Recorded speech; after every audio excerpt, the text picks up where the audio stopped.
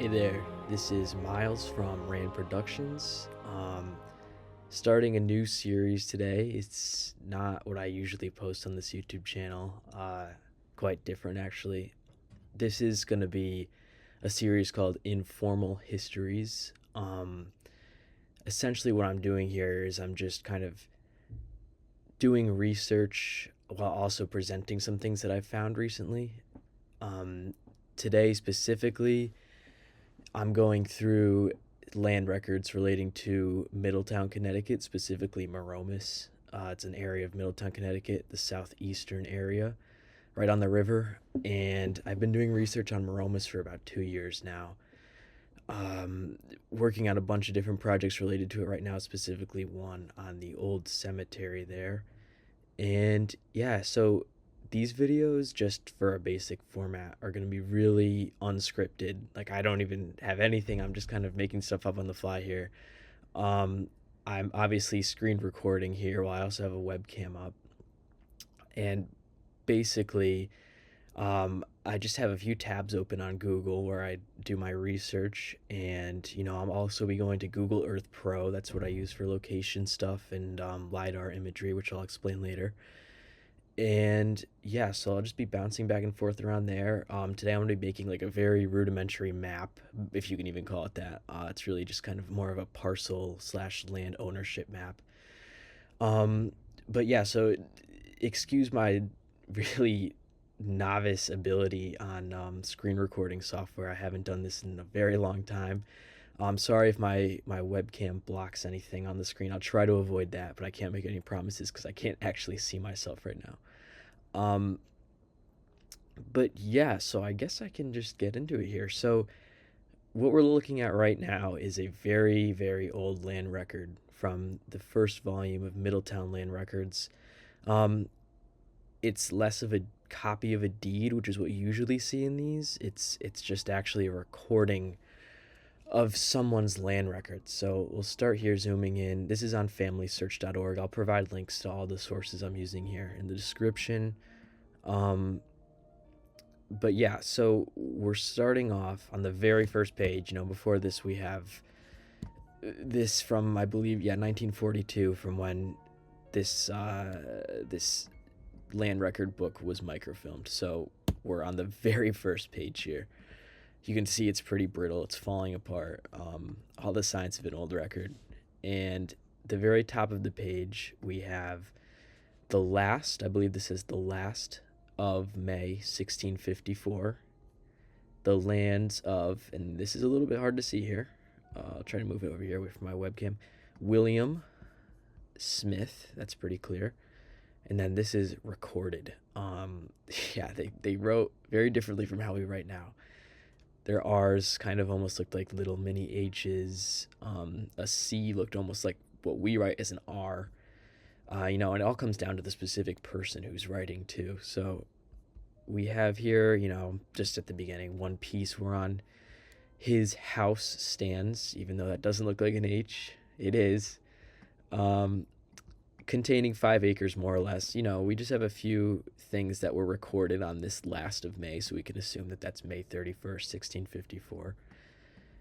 I should also say before I get into this that I'm not like a trained historian or anything. This is really just a hobby of mine. So I will definitely be getting things wrong. If anybody's watching this, just feel free to correct me in the comments because, I'm not trained at all. I'm actually a film student. So this is very much out of my normal range of ability, but here we are anyways. So looking at this, we scroll down here through these different pieces of land he has. And back then, for people from Middletown that are watching, Middletown was on both sides of the Connecticut River, so it encompassed Middletown, Middlefield, East Hampton / Middle Haddam, and Cromwell. So we have a lot of stuff that's on the east side of the Connecticut River, which used to be called East Middletown. So that definitely muddles things up. But anyways, we're getting down here. Here we go.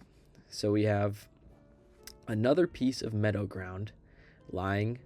And then, we have this A here, which has unfortunately been cropped out because of the tear. We're going to assume that says at. Maromas. So this is very interesting. This is the first time I think we, in any written records, we're seeing the word Maromas, which is now spelled Maromas. This looks like it definitely is a very early spelling of that. I haven't found anything earlier than this. This is the first time we see the word Maromas written in any land records or any records. And we have it here spelled Mauromus, and I believe this is a K. So that would be like Maromusk. They also used to write V's as U's. I don't think this was Mavromusk. I think it was Maromusk. But yeah, so we have a piece of meadow ground lying at Maromas, and this is contain, or archaic version of that. 6 SIXE acres, more or less. The ends abut against the Great River, so the Connecticut River, they used to call the Great River, east. The swamp, west, siding against the land of John. Now this is interesting. This to me looks like it says Witcock, which would be Whitcock. There's no one named John Whitcock around there. This is probably someone named John Wilcox. Completely different guy. Than from John Whitcock. Names were messed up all the time back then. It was just phonetic pronunciations, and, maybe whoever wrote this record, which might have been William Smith, I'll get to that. Whoever wrote this record maybe didn't know this guy very well. It's very understandable. So we're going to assume this is John Wilcox, who was in the area at the time as a documented person. We'll move on. So on his land south, and I believe this is where my non-historical expertise is failing me. I believe this might mean Mr. here. I've also seen things where I'm pretty sure that this might mean Miss. It's really, I'm not sure. Either way, the main thing here is Brown. So it's someone with last name Brown. Browne. North. So we have a land owned by someone with the last name Brown north of this 6-acre parcel that is meadow in Maromas.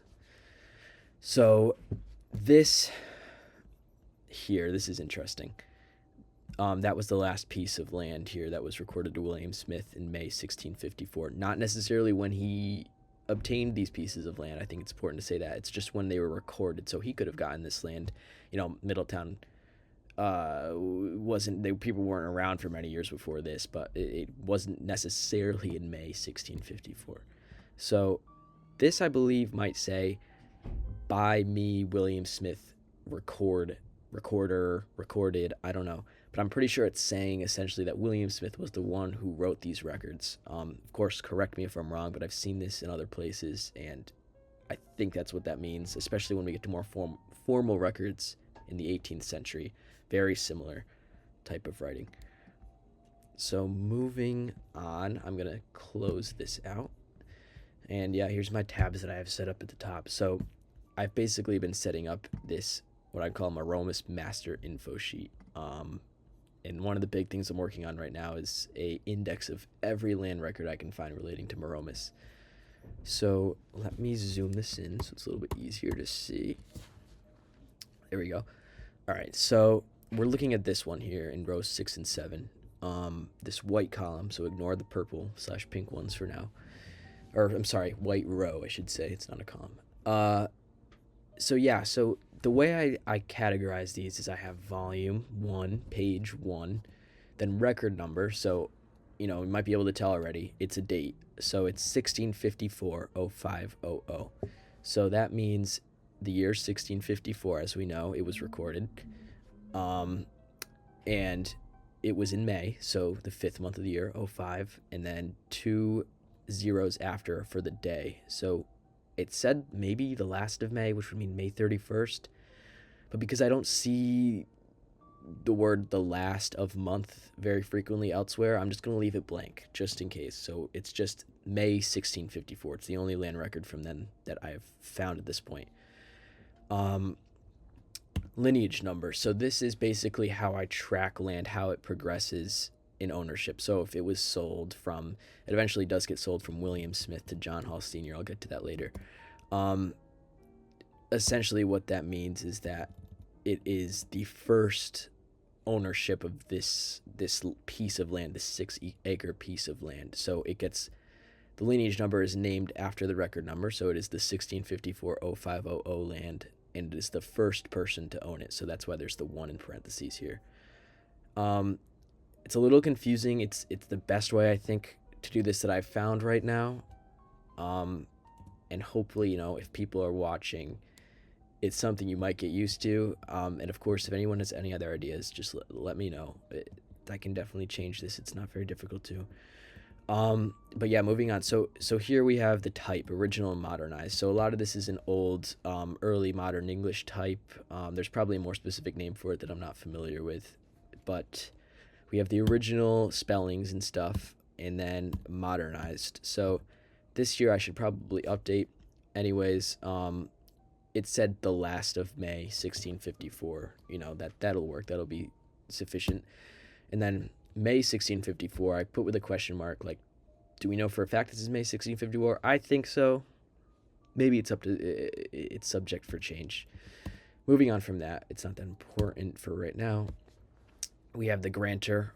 That was not specifically mentioned in the original record, and then for modernized, we figured out via another record, which I'll get to, that this was the town that gave this record name. So just the proprietors, the original European settlers / English settlers, they were all English, who were in this area. You know, obviously after the Wangung people were there, and they were there at the same time for quite a while. Location, we had Maromas in the original spelling, and now that I'm looking at this, I actually have forgotten a U here for going back. See, I find this all the time that I've messed up spelling. So yeah, we have Maromas here. So here's just adding this in. We'll add in the U right there. There we go. That's important. I think spelling says a lot about how names and place names changed over time. I think it's important to have the spellings there. So we'll have that. That's good now. Location modernized. I think we can safely assume that that's Maromas. You know, there's no other areas in Middletown that have had that similar of a name other than Maromas. Next, land type, we know it was meadow ground, that was said, which is, you know, just meadow. I'm not an expert with this. There's clearly a defined difference between swamp and meadow that they have, so it's not a swamp. Whether or not that this was open area and not covered in trees, I don't know. I know they had, like, they would call, like, forests, like woodland, wooded ground. So let's just say for now it was either an open area or there was trees there. We just know for a fact it wasn't swamp. Next, amount, 6 acres. Obviously that's pretty easy to modernize. 6 acres. Northbound, we had M. Brown, Mr. or Mrs. probably. And then we figured out from 1663-0900 that this was Nathaniel Brown. I'll get to that later. Eastbound, Great River / Connecticut River. Southbound, John Whitcock, who's John Wilcox.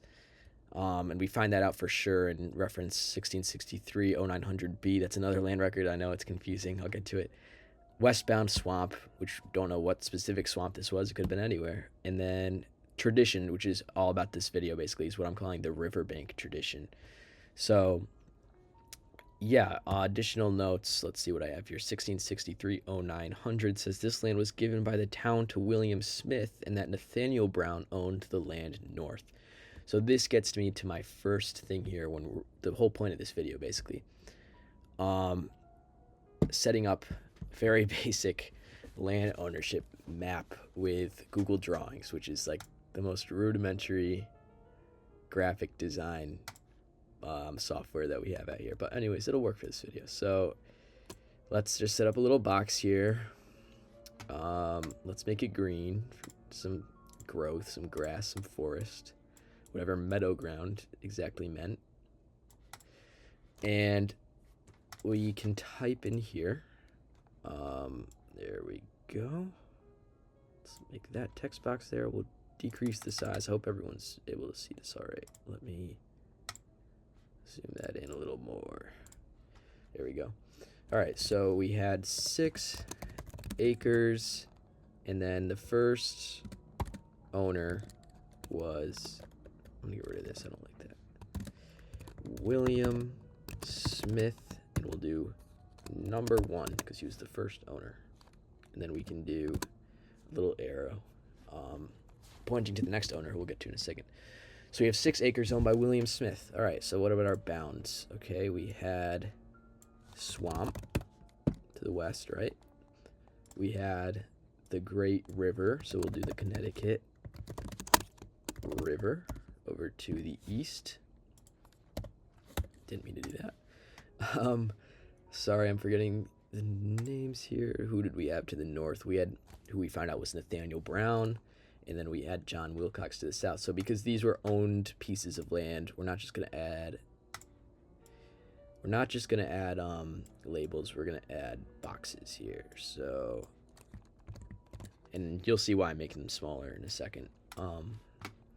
So here we go. We have, for now, we have Nathaniel Brown, whose name should be spelled without an E, but, you know, modern versus old. So we'll stick with the old spelling for now. John Wilcox will modernize because the old spelling is impossible to decipher. So, John Wilcox, Nathaniel Brown, William Smith with 6 acres in the middle, 1654. Here we go. This is the first time any European has owned land in Maromas. And I know I wouldn't really say I'm arguing against anybody. I'll bring us over here for a second. This is Sketch of Maromas. I made a digital copy of this in December of 2023. It's basically one of the only sources about Maromas' history that we've got, and it was written in 1937 for the WPA by Jesse Alsop, who did a lot of history work for Middletown in that area. So essentially here, let's read this section here. We're going to go down here. Original grants. At the time the outlying lands were apportioned to the 54 inhabitants of Middletown in 1671, the second part of the first division was laid out on the east side of the Great River, extending from Haddam Bounds to Weathersfield in lots 2.5 miles long. As there was not enough land in that section, 11 grants were laid out on the west side. This consisted of 4,854 acres divided as follows. So we'll get to those names later. Not important right now. Essentially what Alsop is saying, that pioneer white settlements, original grants, these were the first people that owned land in Maromas. I'd argue that we were back a little bit before this with small pieces of land. I mean, you can see here that people were getting 400-acre parcels, 189, 570. We were down to 6-acre parcels of land back in the 1650s. So that is where the Riverbank tradition comes in. That's what I'm calling it. It's up to change, but the Riverbank trend, I would call it. It has many different names, I think, but it's just, what were people doing with Maromas land back then? They were buying land on the riverbank. So let's get back to this. We're going to look at the next record for the Riverbank tradition.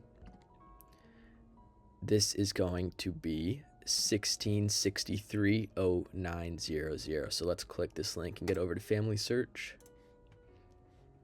Get rid of this transcript. All right, so up here, whose name do we have? The land of William Harris. I'm going to read this, but we can ignore it, just to let you know. So, bought of Mr. John Martin. I think what we're seeing here is this land was recorded on March 22nd, 1657. This was just land he bought of John Martin. As we move down on the page, you can see the handwriting change too. And now we're in September 1663, and the handwriting's changed. I don't think we're talking about land that he bought of John Martin anymore. So let's see here. This looks like it says September. I'm going to be honest, it could definitely say December too. I've kind of had this internal debate over what exactly this is saying. I think it says September. It looks like we might have an S here. E. I was thinking this was a P. So we're missing a T, unfortunately. So it would be like September. If it's December, this might have an even better argument. D-E-and-S-E-M-B-E-R. So September or December 1663. I think the year is more important here. This looks like no, it's definitely not. So September the 1st, so September/December the 1st, 1663. So I've kept it very unspecific with September 1663, 1663 0900 for the land record number. So we have some land here. We're not looking at that. We are looking here. One piece of meadow lying in, here we go again, Maromas. So I think this is an R here, if I'm not mistaken. A little bit different from the last R we saw, that's for sure. Different writer of this record. Maromas, given by the town to, spelled wrong, as in the digit 2, William Smith, William Smith, and by him sold to John Hall. It's hard to see. It says John Hall Sr. And once again, very hard to see. By him sold to William Harris, who's our next big guy we're going to look at here, containing 6 acres, more or less, abutting on the Great River East, the Wet Swamp West. Okay, there's a little bit more specific details. John Wilcox land south, and William Harris his own land, which he bought of Nathaniel, they spell it here, Brown north. Okay, that's a lot of information here. A big update from last time. So we know it's a 6-acre parcel that was given by the town to William Smith, and then William Smith sold it to John Hall Sr., and then John Hall Sr. sold it to William Harris. Wow, okay, let's go back here. So you might be able to see here, already a little bit of a hint, that this land that we're talking about here that's referenced in record 1663 0900 is actually the same piece that we looked at in the last record 1654 0500. So let's see here. Obviously volume 1, page 24, and this is really weird. This is if anybody's going to go look at this, which probably not many people will. It's very confusing. But, if you're interested in this, of course, take a look. 24 here is this old page number written in pencil, and then someone wrote in a darker, either ink or pencil, at some point after 47. So basically it was like they would just do one leaf of paper. I think I'm using that right.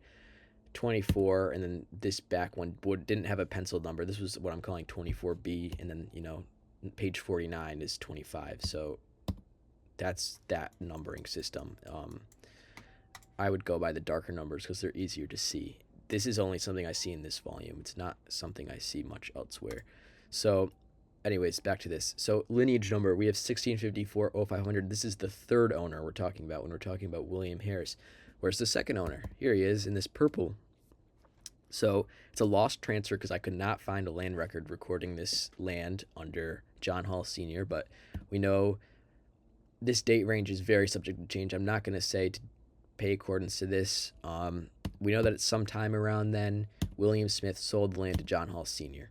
It's in Maromas Meadow, 6-acre, yeah. So we know it was sold from William Smith to John Hall Sr. And then here we go, in September 1663, or before that, it was sold from John Hall Sr. to William Harris. It's in Maromas.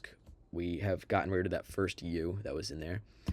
It's meadow, 6 acres, so it seems like it's definitely the same piece of land. I don't think that William Smith owned 2 6-acre pieces of land out there that happened to be meadow and had the exact same bounds. Probably pretty unlikely. So we'll move on. Northbound, William Harris, it was his own land. So he looks like William Harris was buying up land on the riverbank in Maromas. Who knows why. Eastbound was the Great River, Connecticut River. Southbound was John Wilcox still. He hadn't bought that land yet. And then the westbound was the unspecified swamp. But we got a little more information here. It was the wet swamp. So we'll take a look at Google Earth Pro in a few minutes to try and figure that out. Riverbank tradition. We have a quote that I excerpted out of here. Given by the town to William Smith, William Harris's own land, which he bought of Nathaniel Brown, is the northbound. Great. If you see mod here, it means I've modified it to be like of, I'm sorry, not modified, modernized, I should say. So it's easier to read, if anyone's wondering. All right, so let's make an update to our map. Here we go. So William Smith to John Hall Sr. He's number 2. Great. And now we go to number 3, the second William. William Harris. Great. All right. I'll update these bounds as we move on because these 2 pieces of land are going to become very important very shortly here. So there we go. We've got this 6-acre parcel. William Smith to John Hall Sr. to William Harris. So that's where we're at right now. Let's go back here. All right. Now, you're seeing this here, 1663-0900B. What does that mean? It's recorded under the same date. It's actually recorded on the same page. So I'm actually just going to show you guys here. This is it right here. It starts here. This should say 1. It says on. It's 1. 1 piece of meadow lying in Maromas. So this record kind of gets cut off here, and I've actually made transcribed versions of all of these here. So we're looking for 1663-0900B. There it is, number 3. So let's read it from here. It's a lot easier to read. I might just do this from here on because you guys have seen what these old records look like. They're very hard to read. So land record 1663-0900B. September the, don't know the specific date, 1663 or December, remember. Anyways, 1 piece of meadow lying in Maromas. If you see italicized stuff, it's because it's hard to make out. It may or may not be the letter R. Given by the town to William Smith, and by him sold to John Wilcock, and by John Wilcock sold to William Harris, containing 4 acres more or less, abutting on the Great River east and the Wet Swamp west. We have 2 words that are cut off by the bottom of the page. And then land north and the creek south. The creek, same thing. So, a lot more information there. We find out that William Smith did have another piece of land in Maromas at some point that he sold to John Wilcox. Okay, so does that John Wilcox sound familiar? Yes, it does. So this is what we're looking at. 1663-0900B is the 3rd transaction in this piece of land's lineage. So where are the other 2? We're going to go up. Here it is. First thing on the sheet. 1663-0900B. So go through this. Not that important. Here we go. Grantor, town to William Smith in Maromas. It was a meadow. It was 4 acres, not 6. Don't know the northbound yet. The eastbound was the Connecticut River. Southbound was the creek, unspecified creek. Westbound was the swamp. Tradition, Riverbank, and transfer reference in 1663-0900B. Next, number 2 for this. Lost transfer. William Smith to John Wilcox. Maromas, meadow, 4 acres. Don't know the northbound, eastbound, CT River. All these are staying the same here. So, what does this mean? This means, at least how I'm interpreting it, go back to our map, that this John Wilcox land, okay, was once owned by William Smith. So let's go and double check here. 1 piece of meadow lying in Maromas given by the town to William Smith and by him sold to John Wilcock and by John Wilcock sold to William Harris, containing 4 acres more or less, abutting on the Great River east and the Wet Swamp west. These 2 words, it just really stinks that they're gone, because this would basically confirm whether or not this was the same piece of land. Someone, it's a name, someone's land north and the creek south. Let me double check this. Yeah, so here we have land. And here is where the name is. That's really unfortunate. So yeah, we don't know who that is. We can assume it's the 6-acre parcel is what I'm getting at. So here we go. I'm going to get rid of this big name label here. Oops, didn't mean to do that. We're going to copy this just to make it easier. All right, here we go. 4 acres, not 6. William Smith was the first owner. And then we went to John Wilcox, number 2. And then we went to, once again, William Harris as the 3rd landowner. That's a familiar pattern. So there we go. 4 acres went from William Smith to John Wilcox to William Harris, the same east and west bounds. And unfortunately from that last record, the northbound was not known, but we can assume that it's the 6-acre parcel. All right, let's move on from there. So let's give this guy a new color here too. Let's make him purple. All right, great. Next up, we're back at the sheet. What comes after 1663 0900B? Some land records that we're going to ignore for this video. This is a different situation entirely. We skip forward to 1671. All right, let's get rid of family search here. Open this link. Back to family search. Great. Okay. All right. So once again, here's the piece of paper. Here's the record. Hold on, that's not the right one.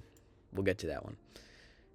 Land of Samuel Eggleston's in Middletown in Connecticut. All right. So we've got the number here, 1671-0127.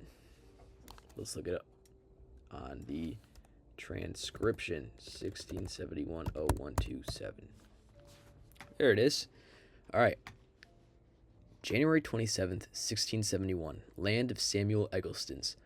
1 parcel of meadowland bought of William Harris by exchange of land lying at Maromas, containing 4 acres more or less, abutting on the land of William Harris south and on land which was first granted to Mr. Nathaniel Brown north, the Great River east, and the Wet Swamp west. Wow. All right. So we've got more clarification here, but some confusion too.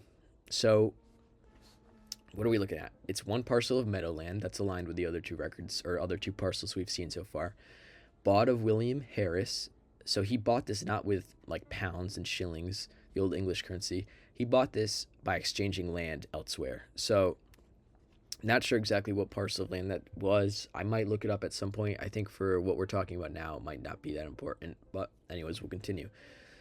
So it looks like by the 1670s, William Harris is done with his Riverbank stuff for the most part. So he's giving out his land to Samuel Eggleston, who was a shoemaker, who showed up, I believe, in 1655. I'm getting this information from a great book. Let me pull it over here.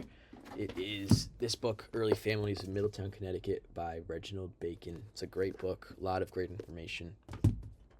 So Samuel Eggleston was technically not considered a first settler of Middletown. That's 1650 to 1654. He was in 1655. He came over. Very important guy in terms of Maromas. Other videos will definitely be talking about him. Anyways, so what are we looking at here? 1 parcel of land bought of William Harris by exchange of land lying at Maromas, containing 4 acres more or less. We've already read this. All right. So let's look at the bounds. This is how we figured things out here. So the same bounds on the east and west, Great River and Swamp. What about north and south? William Harris's land south, okay, and on land which was first granted to Mr. Nathaniel Brown north. Okay, that sounds a lot like the 6-acre parcel that we saw earlier. But the thing is, that can't be right, because what was south of the Nathaniel Brown land was the 6-acre parcel, and this is a 4-acre parcel. So here's my theory. What we have here is a split. So William Harris. Let's see if I can do this right. I'm not very familiar with Google Drawings. William Harris, at some point in or before 1671, decided that he was going to take this land, and he only wanted 4 acres to be left of it. So basically what we're seeing here is that this old 6-acre parcel that first went to William Smith looks like it's been split into a 4-acre parcel, and then the other 2 acres would adjoin to William Harris's 4 acres that he had south. Now I'm just remembering that we found out that the southbound of this was the creek, the unspecified creek, so let's write that. Great. All right.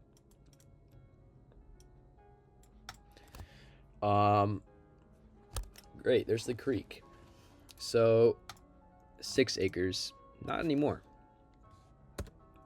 let's continue. We got 4 acres. It's been cut down. And this is going to Samuel Eggleston Sr., I should clarify. There's a junior that got a lot of land in Maromas. We'll clarify that later. So it went from 6 acres down to 4 acres, and now, okay, we have that. So let's make a copy of this. Whoa, that's a bit confusing. All right, sorry. Get rid of all this. Great, okay. All right, now we have this little 2-acre parcel. William Harris owns this in conjunction with his land down here. All right, wow. I've made a lot of progress here, but it's still pretty confusing, this Riverbank tradition. So let's continue from there. Let's see where we're going. Hopefully I have this right. Let me just say before I go on, there's another possibility that there were more pieces of land than 3 originally, and I haven't even really started to explore that. I just think in terms of the boundaries, this makes the most sense. This is all really up to interpretation because, you know, they made stuff specific enough for back then, but in 2025 it's not specific enough now. So we'll just have to go with this for now. And hopefully we can find out more about this Nathaniel Brown land, because that's a big mystery. So moving on, and as you can see here, let's look at it in the sheet, from 6 acres to 4 acres. And it is the 4th ownership of the 1654 0500 land record. January 27, 1671, from William Harris to Samuel Eggleston in Maromas. Meadow, 4 acres. Northbound was land first granted to Nathaniel Brown. Eastbound was the Connecticut River. The southbound was William Harris, and the westbound was the Wet Swamp. Great. Okay. What do we have here? Let me just, after analyzing bounds, it appears that Harris cut the southernmost 2 acres out of 1654-0500, reducing it to 4 acres, meaning that 1663-0900B is now 6 acres. Wow, that's a lot. So, yeah, so these are our big dynamic here is between the 6-acre parcel and the 4-acre parcel, which now is switched to the 4-acre parcel and the 6-acre parcel. So it's flip-flopping. We'll continue now to the next record, which is on the same page, 1671-0127B. Here it is. 1 parcel of meadowland. This is all according to Samuel Eggleston, too. This is his land, Samuel Eggleston Sr. 1 parcel of meadowland bought of William Harris by exchange of land, once again, same way he bought the last piece, at Maromas, which was first given by the town to Mr. Nathaniel Brown, containing 4 acres more or less, abutting on his own land south, the upland by the Great River east, and undivided land west and north. Okay, that's a lot. That's great. That's Nathaniel Brown's land. So let's add here for clarification, Samuel Eggleston. His own Samuel Eggleston's land. Great. Going back, not to there, but to here. Let's look at this time at first before we go to the map. William Harris, Samuel Eggleston, Maromas, Meadow, 4 acres once again. Northbound, okay, this is big. Undivided land was the northbound, so land that had not been distributed to other English settlers in Middletown. Great. Southbound was his own land, Samuel Eggleston. Westbound was undivided land, which, once again, this is different from the swamp bound. So the swamp probably ends around the 6-acre parcel, which is now 4 acres, remember. Riverbank tradition, obviously. And this is land first given by the town to Mr. Nathaniel Brown. And as I said here, this might be what I'm calling the north parcel. It's the northernmost parcel of the Riverbank tradition, but it's unclear. Part of the 3 parcels of the Riverbank tradition. So I think that was an old note that I added there. Still, obviously, might be up for debate, but I think it is pretty clearly the north parcel, Nathaniel Brown's parcel. All right, great. So we got a lot of info here. So let's delete this. We'll add a text box up here. Undivided land. And, oh, here we go. This is different. So we had swamp here. But then we had undivided land here. So, oh, the swamp probably ends up around here. So maybe let's add like a circle. We know it was the wet swamp. So it wasn't maybe as marshy as it was just water. You know what I mean? So, order, send it back. There it is. There is our swamp. Great. So we'll do a more like a teal color there. Okay. Oh no. There we go. All right. Next up, let's add our label. We're gonna keep this blue just because it's unique now. 4 acres, once again. Not William Smith first. He actually went to Nathaniel Brown. And then he was number 1, right? Then we went to William Harris. So I'm going to go back to the sheet in a second and show something related to that. That is a lost transfer because it was not documented under William Harris ever. It was only documented under Samuel Eggleston. Right, there he is. Number 3. No split in this land yet. It seems like it's always been 4 acres. So yeah, so here's our basic map of the Riverbank tradition. Okay, so we're back to the sheet. 1671-0127B. It's number 3. So this is kind of weird because this is the first land record that talks about this specific piece of land, this Nathaniel Brown land. This is being considered the lineage. So it's hard to really describe that. Of course, any questions, please let me know in the comments. I'm more than happy to answer any questions about my formatting here or share this sheet with you. But yes, it's the third parcel, or the third, sorry, not the third parcel, the third ownership of this 4-acre parcel of land that was originally owned by Nathaniel Brown. So we're back up to the lost transfers. Here it is, number 1. From the town to Nathaniel Brown in Maromas. We don't know the land type. Could be meadow, could be something else. 4 acres. Northbound being undivided land. Eastbound being the upland by the Connecticut River. Hold on a second. Did I make a mistake here? Let's see. On his own land south. The upland by the Great River east. All right. So I did read that, but I almost forgot about it. Upland by the Great River. Not the Great River. Interesting, right?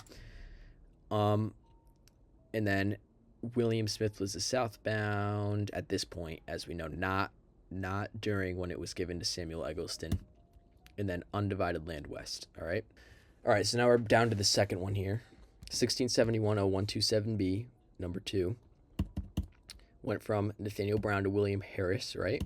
In Maromas, land type unknown, amount 4 acres, northbound undivided land, eastbound upland, William Smith probably.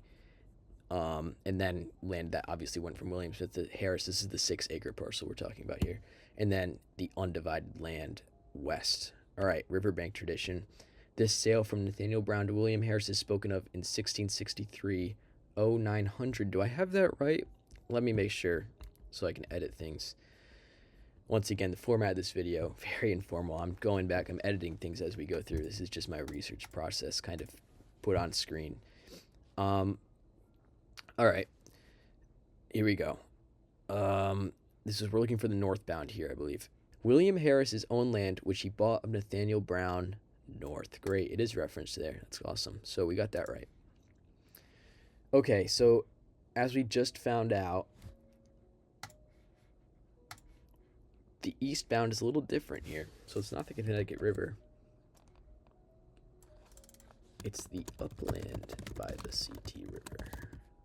Wow, okay. We're going to look at the Google Earth Pro for that. I think it can really help figuring out maybe exactly where this was. And yeah, before I talk about that more, we'll keep going and then I'll get back to that. All right, let's continue tracing this land here.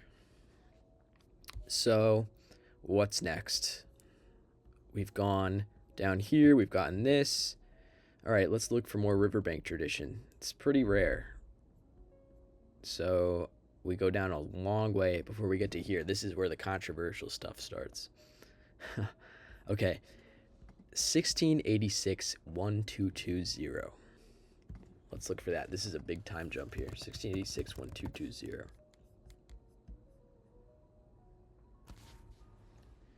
December 20th, 1686.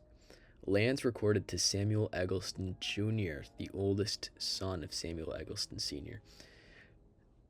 one half of his, Samuel Eggleston Sr.'s, meadow at Maromush. So we have a big change in name spelling there, from Maromusk to Maromush. That makes me more think of it as a swampy place, but who knows what they were thinking when they they did that. That's just my interpretation. Beginning southward, so budding on that meadow, which his father bought of William Harris, which was formerly William Smith's, and so running up. This is an interesting thing here that I wasn't able to quite decipher. Let me open this so you guys can see here. Let's see if we can find it. All right, so we have his father bought of William Harris, which is formerly William Smith's, and so running up, Nitha. Who knows? This looks like an N connected to an Itha. This could be an old type C. Running up, they usually would say like a direction, so I would assume that would be like running up northward or running up southward or something. Maybe Nathaniel. I mean, once again, this is kind of a mystery here. Running up something. Then we have the line break where something might get cut off. Meadow, till he take the one half of all the meadow, which is his father's, and all these lands the said Eggleston give to his son Samuel, and to, a word I couldn't decipher, for his son Samuel's portion of estate not being, and then we have either an IN or an M, probably engaged, to give his son any more portion as witness his blank, HA something, page or line break.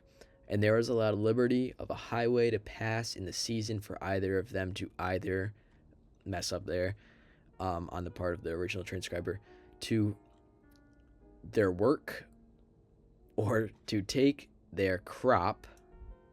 There we go. So seems like they were doing some farming here, as need shall be. And this looks like it was probably signed in some form by Samuel Eggleston Sr. Obviously, this was transcribed or copied from an original record, so this isn't his actual signature.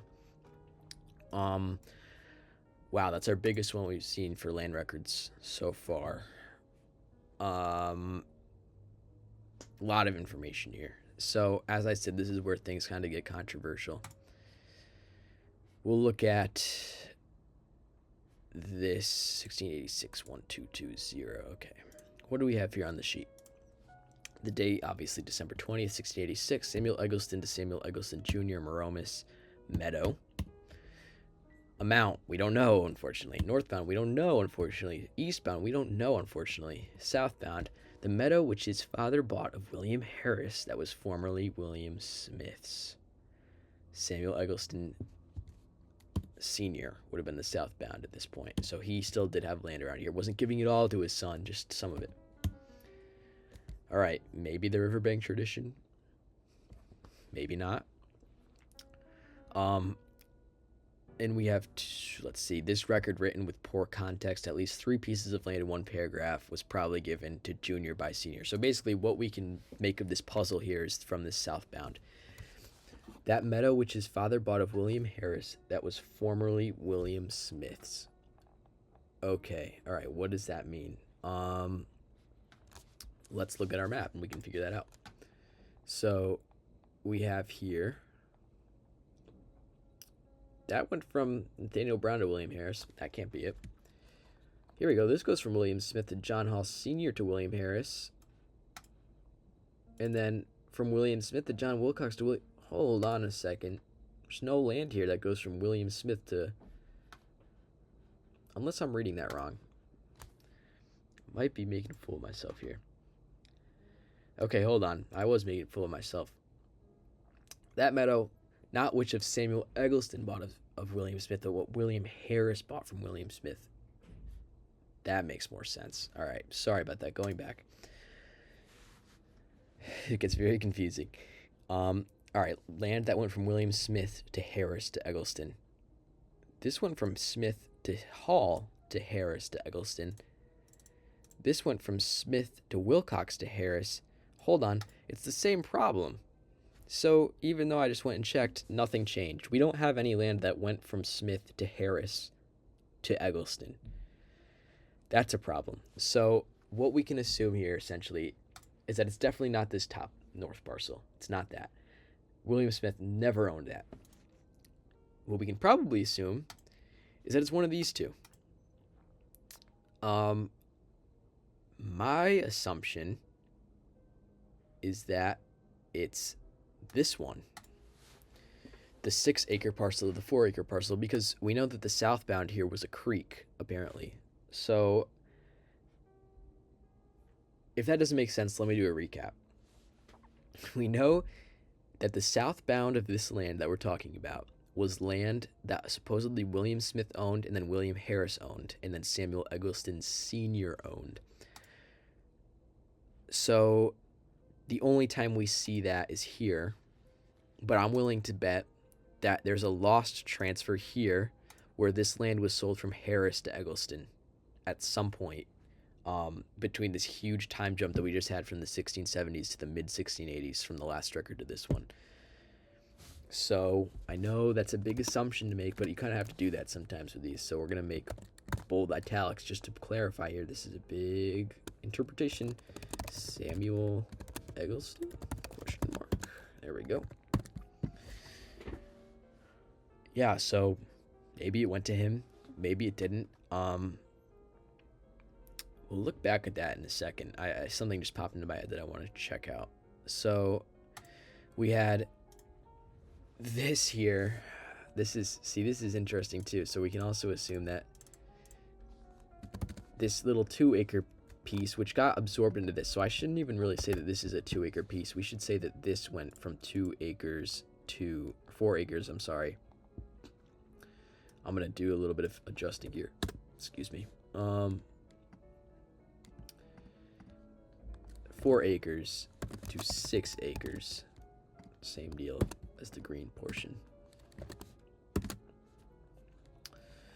Okay, great. All right, so the first owner of this was William Harris. It was to himself. And then we are assuming the big assumption here, the major controversy. Samuel Eggleston, question mark, number 4. Great. All right, so we can get rid of this then. That's what that means. So just keep in mind, I'd like to do this a little better here, that this piece, even though there's a solid line here at the top of this this purple box, that this absorbed into this. Let's adjust this here. There we go. You can see that line. These two joined together. And just to really get that in here,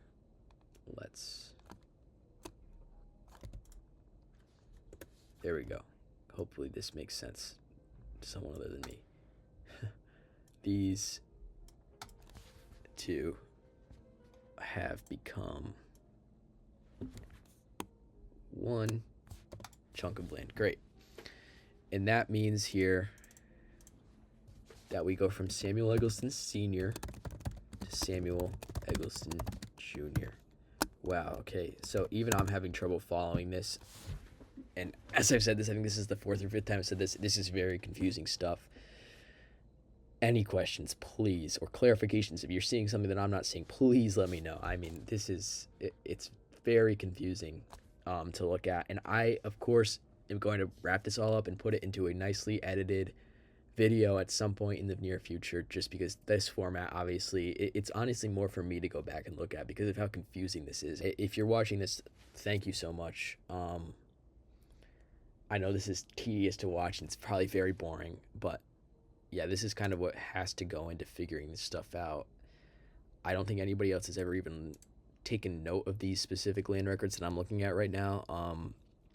They're definitely in the more obscure category of Maromas records, which is already super obscure. So, yeah. Side note there, we'll move on to the next record, which I think is the last one we're going to look at here.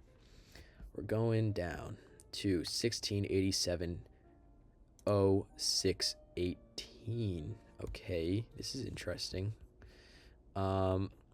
Let's look at that.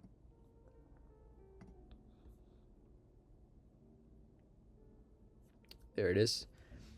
All right, 1687, 06, 18. I think let's look at this one on here. So there it is, right at the bottom.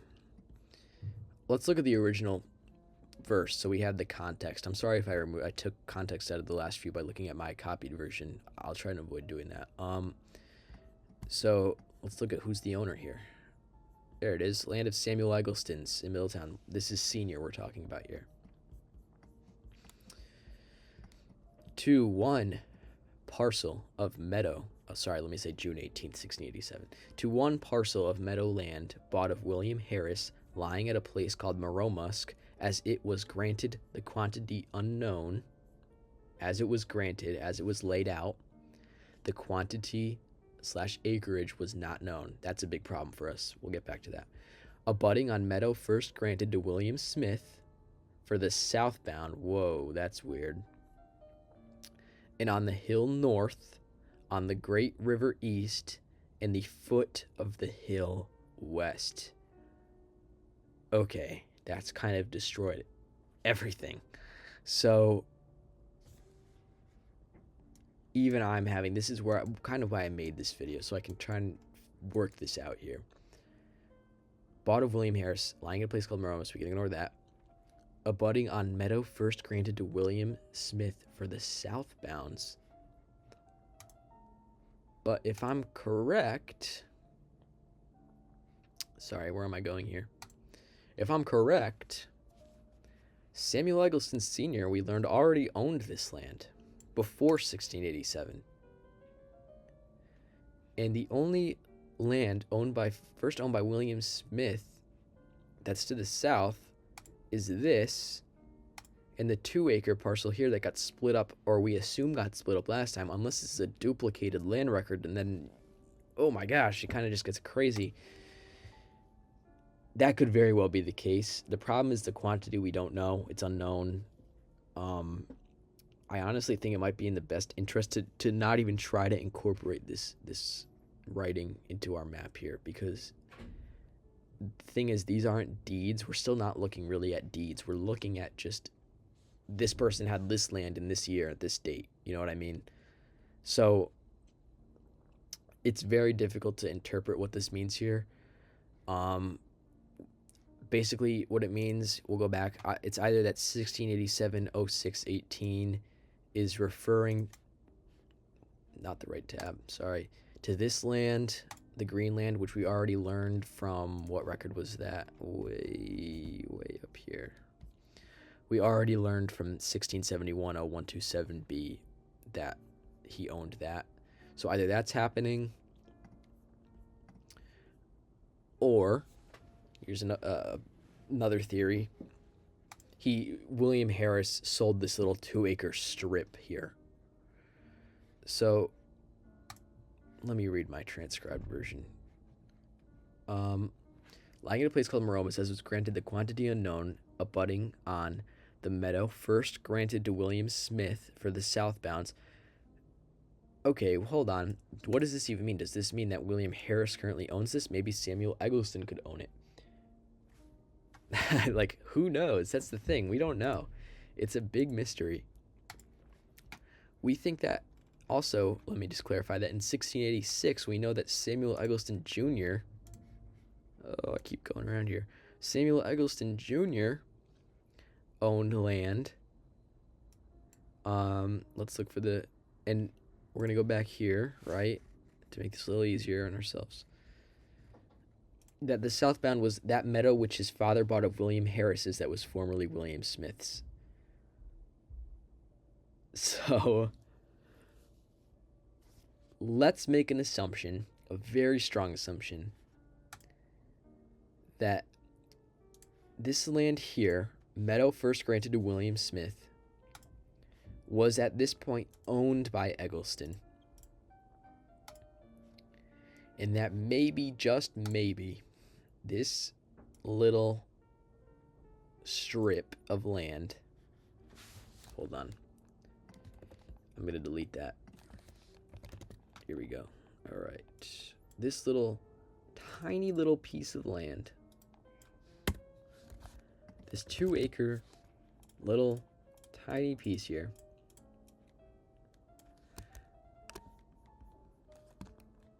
We're going to say this is the alternate theory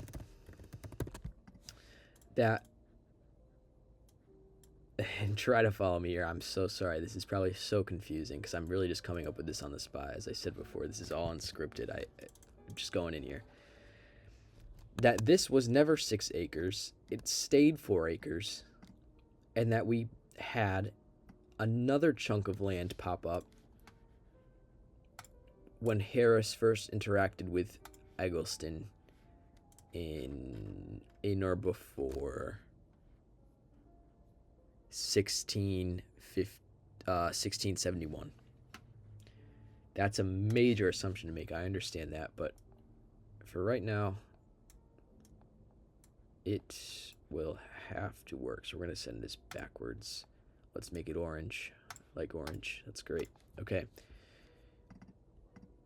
Alternate theory. Let's get rid of that and say Harris did not incorporate this into the south parcel. Question mark? There we go. Okay. Yeah, so this is all, it's very hard to try to read into. You know, I wish I could have a time machine and go back and ask them what exactly they were doing here, why they were buying this land, which I'll get into in a second. I'm not just going to leave it at this, but yeah. Maybe this makes sense. Maybe it doesn't. What else did we learn from that last land record here? What was that? 1686 something, if I'm not mistaken. There it is. Right, that the 1687, I'm sorry. The northbound was the hill. That's the first time we've heard of the hill, right? And then we have the westbound as the foot of the hill. So maybe this isn't even land that is in Riverbank. I mean, you know what I mean? It's so difficult to figure out when we don't have the acreage what land this is. We know it's in Maromas, but it might not be this original Riverbank tradition land. So I think to leave it at this before I update this video, and whoever knows how long, when I have a more solid theory that I can put into words a little better, let's just say that we're left with this. 4 acres that was owned by Eggleston last. 6 acres that went down to 4 acres that was owned by Eggleston and possibly went to Eggleston Jr., but I think we should really leave it at senior here. I don't know why that just happened. We should leave it at senior here. Underline him. And 4 acres plus 2, that's what best I can put it, that was owned by Harris that may or may not have gone to Eggleston. We don't know. We lose this creek bound. It doesn't show up ever again after the first time it pops up. So this is our very rudimentary map right now. I know it looks terrible. It's the best I've got. I'm definitely going to make an update to this. Probably another informal history first, and then we'll make a little documentary, if you can call it that. Probably more just like a YouTube video that is in a more formal format. Tongue twister there. But this is where I'm going to leave it now. I think next I want to go into a theory of why this was happening. So why were people buying this land that was out in the middle of nowhere? Let's switch to Google Earth for a second. All right, here we are, Google Earth Pro. Great. All right, here's what Maromas looks like now. So basically rough bounds are here's Higginham down here. I hope you guys can see that. Higginham down here. We have Maromas basically is this giant area that's pretty much almost completely covered by forest, besides Pratt and Whitney's giant complex that they have here. For familiar landmarks that are probably unfamiliar, this was once the Whitmore Quarry in the 1800s, shut down in the early 1900s. What else do we have? The old Maromas Cemetery is here. Google's label is a bit inaccurate, but it's right here. What else do we have? We have the new Maromas Cemetery is right here. It's just mostly called Maromas Cemetery. baseball field for Pratt there. You know, a few houses on Maromas Road over here. We have the old River Road extension down here, down to the Scoville Loop Trails. There's some beautiful hiking trails. The CVR, Connecticut Valley Railroad, it's abandoned now, but you know, long time ago, it was a big deal. So yeah, that was basically going up through here. So where is this riverbank tradition we're talking about? I say it's around this area somewhere. This is why. We have here, I've seen this area before in person, just on a walk on the tracks. This swamp is pretty much just water, but it is very like swampy. There's always algae on it, plant life, lots of what do I want to say, like reeds growing out of it. It's not just like a pond or anything. It's very swampy, and I think that description fits.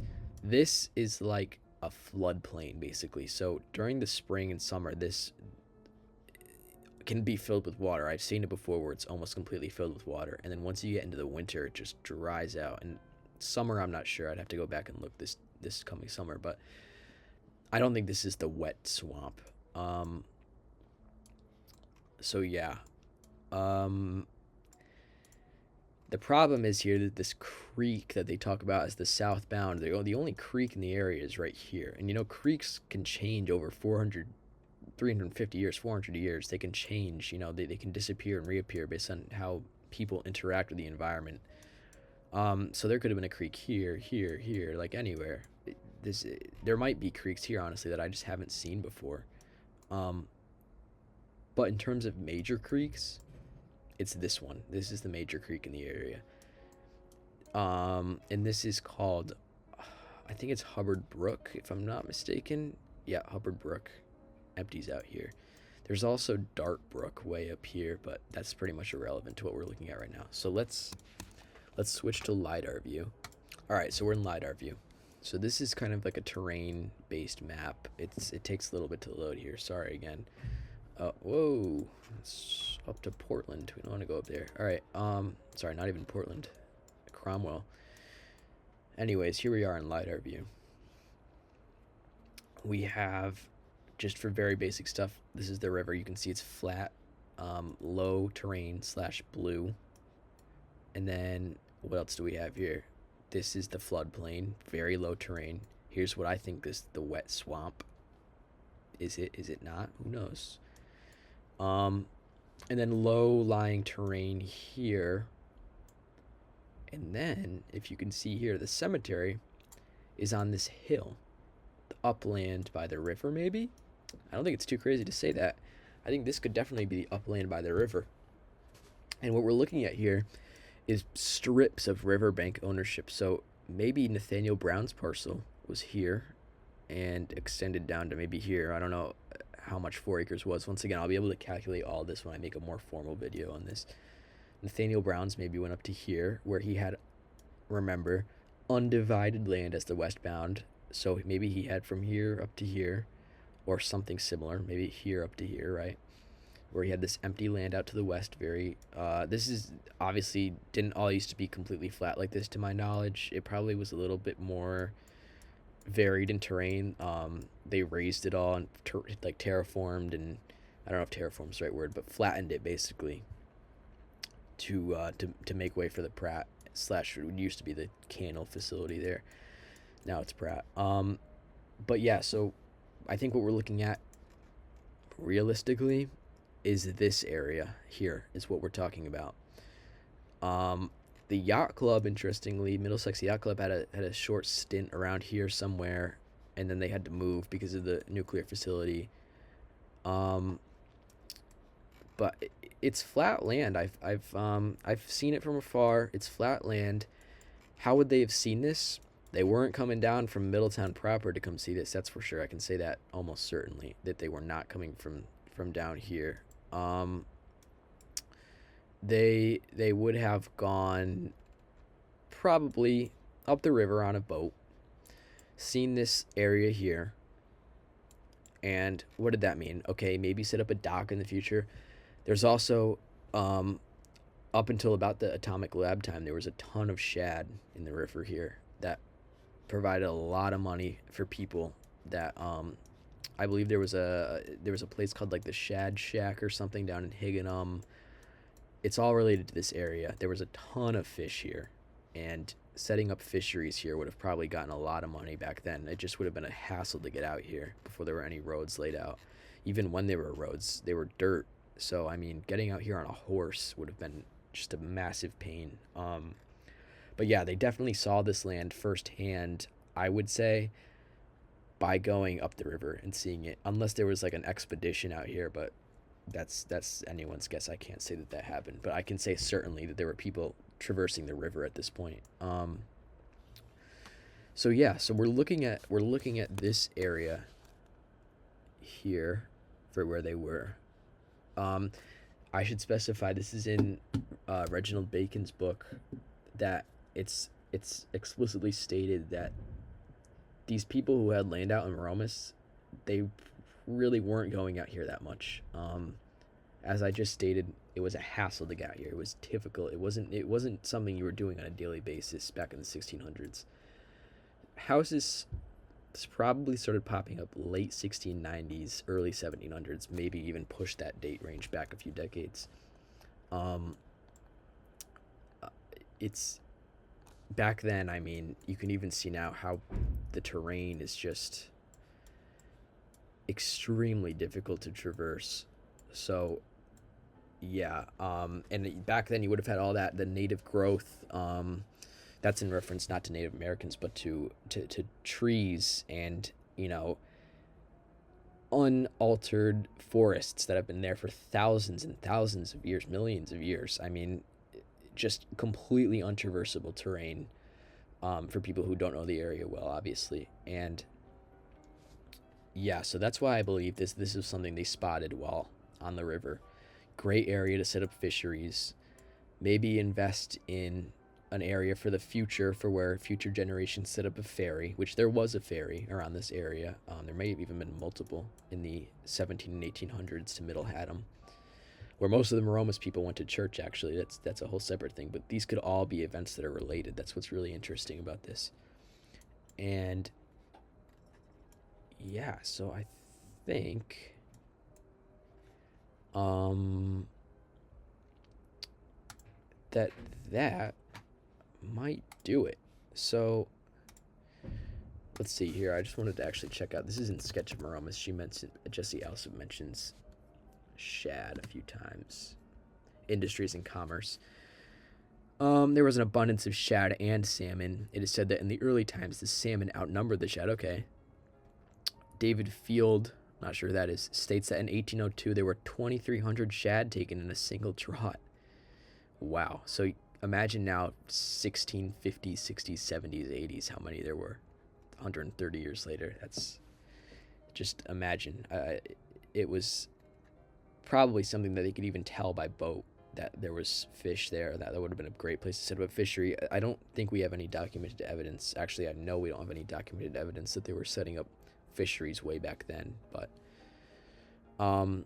yeah, it's definitely, I think that's the motivation. I think also I learned from this book, which is definitely worth reading, that William Smith was authorized to set up a ferry in downtown Middletown, but what is now downtown Middletown, but what is then was where they had the meeting house and most of the houses. So maybe he wanted to buy that up to maybe set up a second ferry, anticipating that people would eventually live down there. But I'm pretty sure that he died before anybody really was living down there. So yeah, that's that. Why Eggleston set up there, I don't know. He was a shoemaker and he had land over in downtown Middletown. I think he eventually moved out to Maromas, or you know what, I'm not gonna say that. I think he had a lot of land in Maromas, but I think his kids lived in Maromas. I know for a fact his daughter married Daniel Pryor, who was from Windsor, and they lived in Maromas for a long time. They moved down to Middletown from Windsor in the 1690s, late 1690s, early 1700s, and bought land out in Maromas and set up a house there and a farm. But yeah, back in these times when these records date too, I don't think there were people living out there. I think they were doing it to see if they could get shad or salmon. The only, I think, argument to that comes from, let's see if I can eyeball it. There it is. Here. This I've been to. I looked at it just on a hike. It is what looks like a ditch in the ground that may or may not have been a cellar hole. And I can't really say anything further than that because I have no idea if it was. A cellar hole from the 16 to early 1700s now would be almost completely filled in by natural deposit of dirt from floods. I mean, it's right there on the river, so it could have been a cellar hole. It could be something more recent, just like a ditch for a dump or something, but I don't know. If it was a living site, definitely 1600s to early 1700s. A great way to confirm that would be to do an excavation, but yeah, I don't know. That there's not enough evidence, I think, for any licensed archaeologists to go out there, but it would definitely be something cool to see in the future for sure, to confirm about this riverbank tradition that we're looking at here. So yeah, I'm sorry this video's gone on for so long. As I said, very informal.